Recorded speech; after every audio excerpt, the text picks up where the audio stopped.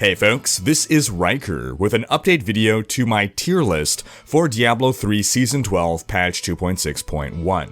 Now when I put up the tier list video, I specified that huge things were changing this season so much that this was the most difficult tier list to put together. With so many moving pieces, so many balance changes, there was bound to be some surprises emerge. And while the season has mostly been progressing as expected, there are definitely some surprises, some entirely new builds that have emerged that are worth highlighting. Now if all you want to see is the updated tier list, here's the old one, here's the new one, but I encourage you to stick around for a discussion on the changes that we're observing, why we're seeing them, what these new builds are, and other analysis. Now the first thing we'll mention here is that you're not seeing any builds go down in power. I make my estimates conservative. I would rather underestimate a build's power and see it rise higher than overestimate it and then have to lower its ranking after people have decided, oh, I want to run this build. So there are a number of builds that I placed into certain tiers conservatively, estimating that they might rise a little bit. And now that more data has been gathered, we can prove that yes, these builds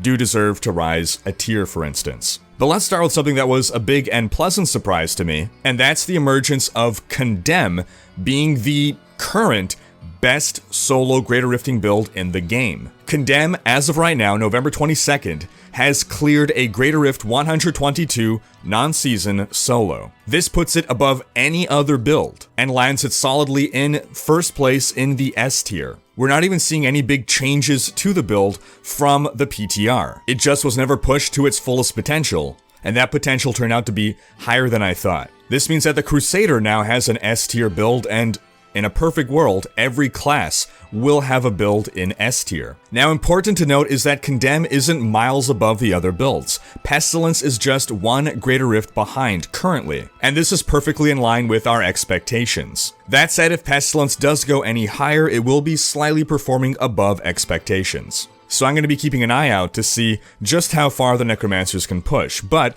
it's definitely nice to see the Necromancer being dethroned by the Crusader. Now another build performing slightly above expectation is the Charge Barbarian. We had him at the top of the A tier, but now he is solidly into the S tier. That means yet another class is being represented in the S tier, and that this patch is even better balanced than initially thought. Once again, no changes with this build relative to the PTR. It's just been able to push higher than I anticipated. Now, perhaps the most interesting thing that we're seeing is the emergence of a new build that I don't think anyone saw coming. And that is a Frozen Orb Wizard using the Veer set rather than the Delzere's Magnum Opus. There are in fact a couple variant Veer builds that have been emerging on the leaderboards, but this one is by far the strongest. In fact, it's stronger than just traditional Archon Veer, landing solidly in the S tier above the DMO Frozen Orb. What's most interesting about this build is that it doesn't deal its damage while in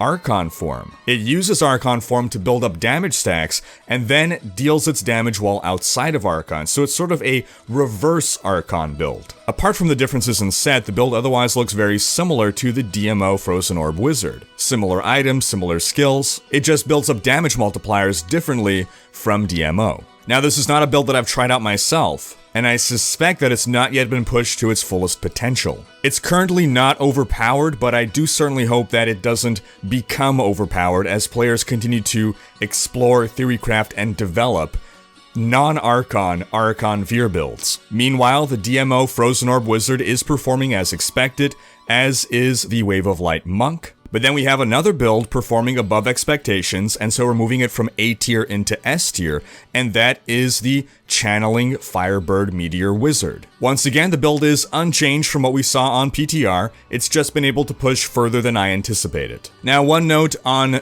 Talrasha channeling versus Firebird channeling, this is something that we saw both on the PTR and the start of the current season. It seems in a fresh season, Talrasha channeling Meteor Wizards were the top wizard builds. But both on the PTR and in the current season, what you eventually see is a migration from Meteor Talrasha topping the leaderboards to Frozen Orb and Firebird Meteor. And this seems to be because between gearing higher Paragon levels, and higher Greater Rift difficulty, Firebird and Frozen Orb scale better. Now, another pleasant surprise was seeing the Rhykker Firebat Witch Doctor perform a little better than expected. Not quite enough to move it up into the S tier, but certainly enough to move it to the top of the A tier. I'm not anticipating to see Rhykker Firebat push too much further, but if it does, then we might have Witch Doctors represented in the S tier. Looking at Barbarian Hammer of the Ancients builds, the Immortal King version is performing exactly as expected,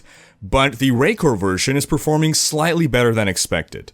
Definitely not enough to bring it up into the S tier, but it seems like it might actually be slightly stronger than the Immortal King variant. Probably not enough to make a difference for most players. Ultimately, I would say pick whichever playstyle you prefer between Rhykker or IK Hammer of the Ancients, but I had anticipated IK to be slightly stronger. The Whirlwind Barbarian is performing exactly as expected, the Unhallowed Essence Multi-Shot Demon Hunter is performing exactly as expected, and then we have another Demon Hunter build that we're going to add into the A tier. This is a build that is not a new build, but it'll be a new build to this list as I didn't previously include it. And this is the 6-piece Natalia, 4-piece Marauder Demon Hunter. I didn't previously include this build because I felt that straight up Natalia was stronger and straight up Marauder was stronger, but the N6 M4 build has certainly proven its place to be included in the tier list. The main damage dealer in this build is Cluster Arrow, and the 6-piece bonus of Marauder would normally give you a 3000% damage bonus